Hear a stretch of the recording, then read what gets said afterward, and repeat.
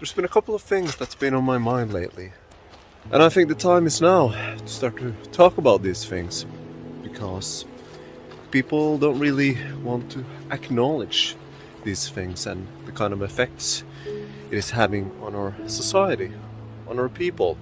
So there's a lot of talented people in these small towns where I'm coming from, but they don't seem to be able to get a job. It's such a pity for our society and for them. They're so talented, so unique in their own ways, but they get marginalized. I don't know, maybe it is because they are open, they're kind of sensitive to bullshit. And I mean, that might be a good thing, isn't it? But they're just left on the outside, nobody realizing the potential that they have, what they could contribute for their own species, for their own society. But no. No. You probably recognize this yourself. You're not seen, you're not heard, you're not valued for your ideas, for your talent. Such a pity. And you might start to wonder, why is that? Maybe they are challenging the status quo. Maybe they're just different in some way. And that makes people afraid of them.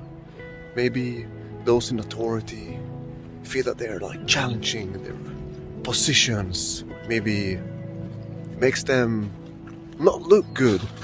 Who knows? I don't know. Well, being here in the Nordic and in Finland, where I'm currently at, you might think that this society is really open and people are so open and friendly. And yeah, there are people who are really friendly and open. I'm not saying that. But considering this is supposed to be a kind of democratic success story.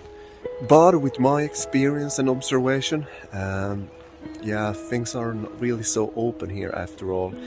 There's a lot of discrimination going on, a lot of unopenness, if you want to call it that. I mean, we have one of the highest rates of addiction in all of the world, and one of the highest rates of suicides in all of the world. And we're supposed to be the happiest nation in the world. Pretty weird. Another thing that I've noticed is that many immigrants have reported that they have been mistreated, been bullied when they get to this country. The other day I read an article from Helsinki Times that referred to a study in the year 2023, I think it was, where they found that Finland was perceived as the most racist country in EU. Yeah. So that is pretty alarming. Even if I haven't migrated to Finland in this lifetime, I still get to take a lot of shit from people from here. But I guess maybe it's like that, you know, with people in general. Maybe this place is not unique in that way. I mean, people can really be judging, especially if you try to be just a little bit open and tell the truth how you see it. That might strike some nerves sometimes. I mean, people even get fired for that shit. They might tell you, we value honesty, but then they don't want to hear the truth. Yeah, I guess that is power structures in a nutshell. I don't know. I'm just an unemployed, no good person in many eyes. Yeah, let's blame him for being unemployed. And all of a sudden, they have made you into enemy number one for trying to speak up. Maybe just even about such a small thing about how you feel about this place. Maybe even for just telling how you feel right now, about your emotional state. Some places, you know, they don't value that you are like a human being with emotions after all. It's like some kind of perceived notion that we're some kind of robots that are just supposed to be in some kind of default mode, back to work. That's not how it is. So I guess some people are afraid for this kind of new idea of what a human is. What do I know? I'm just an unemployed man who also have a problem getting a job here. Whew. What a surprise! Well, I think one problem with this kind of democracy that we have here is the kind of open corruption that we have. And no one really seems to care or do anything about it. It's as if it has become normal. I'm talking about the kind of nepotism corruption. Well, one reason why people are getting marginalized and aren't included in the society might be because of the nepotism corruption that is going on. But what is this kind of form of corruption that I'm talking about? Nepotism. It's a kind of form where people in power positions hire their own family members, friends, cousins, daughters, sons. This kind of corruption might happen in the public sector, like in the city hall, and in various companies around this country and in the world. But it's especially alarming, I think, when it's so open and visible in the public sector. And when it's happening, right in front of your eyes, and everybody kind of know about it. And it's like, it has become normal. So, if you don't have the right contacts, or if you don't have family members in the right places, you get marginalized. What are people gonna do who have the merits? Either they have to run away to some other city or to some other country. Of course, they might encounter the same things there. And I think this is a big problem in these small towns, where a lot of you are probably also from. And I mean, it's like people don't question the ethics anymore. It's like as it has become a normal thing.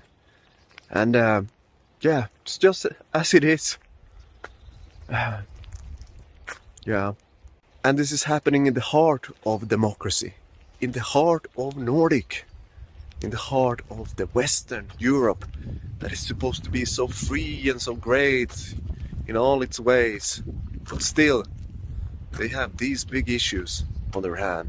And people who can get a job still has to take shit, being shamed because they're unemployed, to not get a decent living, to not have the same privileges as other people, to constantly has the kind of stress, to worry about money, cannot go on vacations.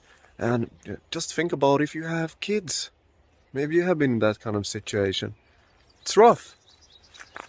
Not many people want to live that kind of life.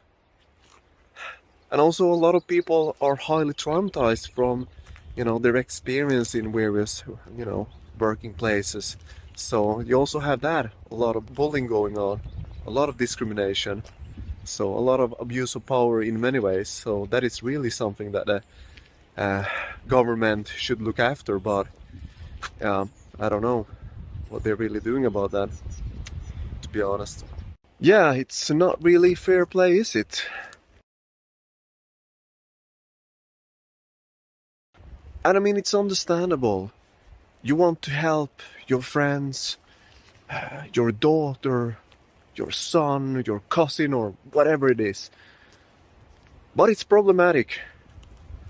And especially when you have people, coming from other places, having other beliefs, looking a certain way, dressing a certain way. God knows.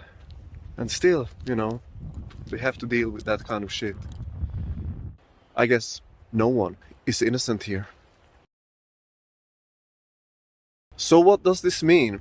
This means that they hire first and foremost their own family members, their relatives, their cousins, their friends, to seek personal advantages on the expense of others.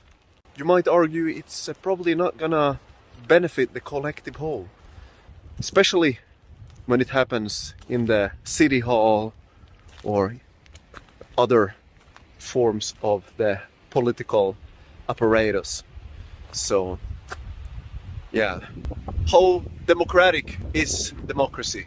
And how unbiased can we really be? after all.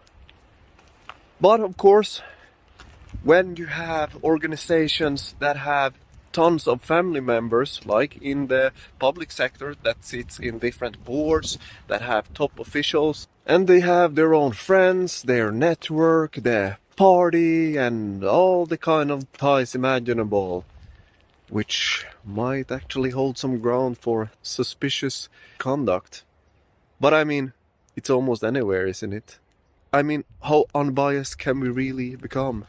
How free from discriminatory grounds can a state, an organization really be after all? But I think there's a lot to be done if you start to look into the kind of recruiting, hiring processes in various levels in society. Yeah, it's kind of sad. Yeah, in some cases it even seems to be some kind of grudge against women and against men. Some organizations seems to have tipped over to the other way, where they only recruit women. I don't know. Maybe it's just coincidences. Yeah, who knows? The thing is, how can we ensure fair play? How can we include people in society and not make them into enemies? We have a lot of talent to go around. Why not use it? Why waste talent? It's pretty stupid if you ask me. This model that we have today, it has so many flaws that, oh boys, really need to do some cleaning up. This was it for today from the open and happiest country in the world, Finland. Over and out. Yeah, and I'm sorry that I touched on these very sensitive matters, but somebody needs to talk about it. So yeah, it can be pretty hard for some of us to survive in these small towns, where everybody seems to know everybody, and yeah, they kind of pin you down from something that you did maybe 10 years ago. Who knows what that was? Or just some made up rumor, or for just looking different. So it's horrible. It's horrible. No wonder so many people move from here. And I'm sorry to be such a party pooper, but I guess somebody needs to start to speak up, because this is not about me anymore. There's so many people that are left on the outside with no real prospects here. God knows what fate awaits them. And so sad, because many of them really wants to live here. They have family members here, all their friends. This is where they grew up. Yeah, a lot turned to addiction. A lot of people have taken their own life, committed suicide.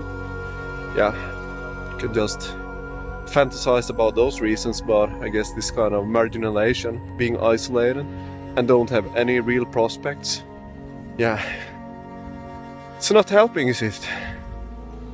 I'm sorry. This is how it is.